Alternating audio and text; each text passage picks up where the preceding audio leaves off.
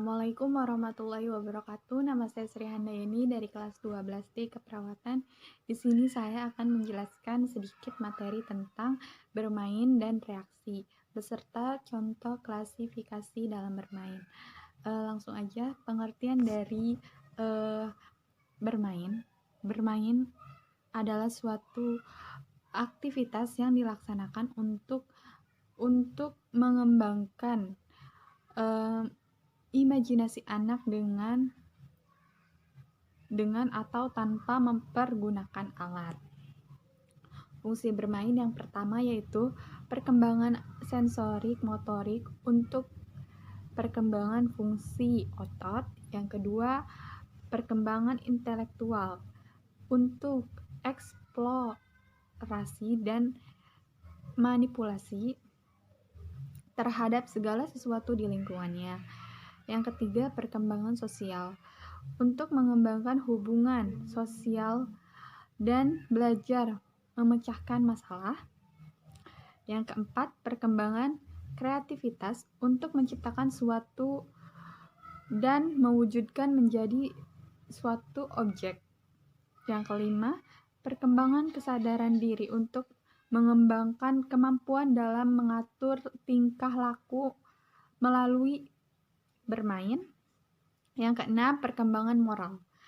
Perkembangan moral itu untuk belajar nilai moral dan etika.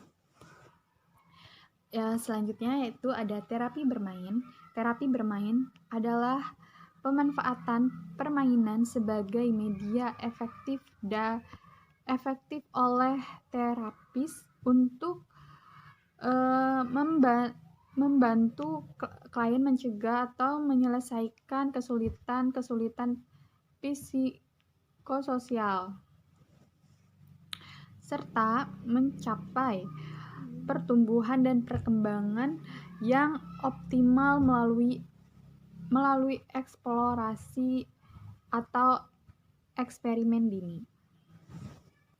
Tujuan terapi bermain, yang pertama, bermain aktif. Bermain aktif banyak menggunakan energi inisiatif anak sendiri, contohnya bermain sepak bola. Yang kedua, bermain pasif, tidak menggunakan energi banyak, contohnya memberikan dukungan.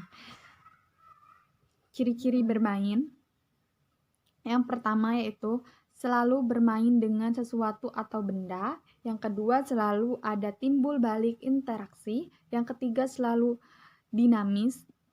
Yang keempat, ada aturan tertentu. Yang kelima, menuntut ruangan tertentu. Klasifikasi bermain pada anak, contohnya yaitu permainan sepak bola termasuk ke dalam klasifikasi parallel play yang bertujuan untuk mengembangkan hubungan sosial terhadap anak dan kelompoknya dan melatih perkembangan sensorik.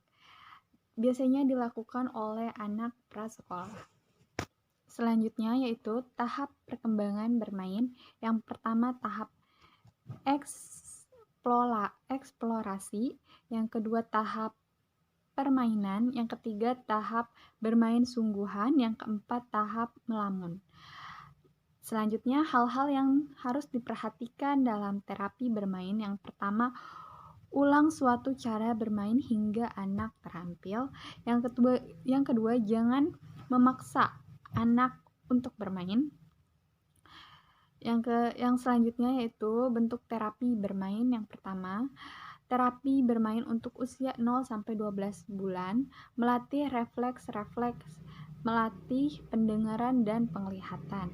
Yang kedua, terapi bermain usia 13-24 bulan, memperkenalkan sumber suara dan melatih imajinasi. Yang ketiga, terapi bermain usia 25-36 bulan, menyalurkan emosi atau perasaan anak. Yang keempat, terapi bermain untuk usia 32-72 bulan, mengembangkan kemampuan berbahasa dan menyamakan juga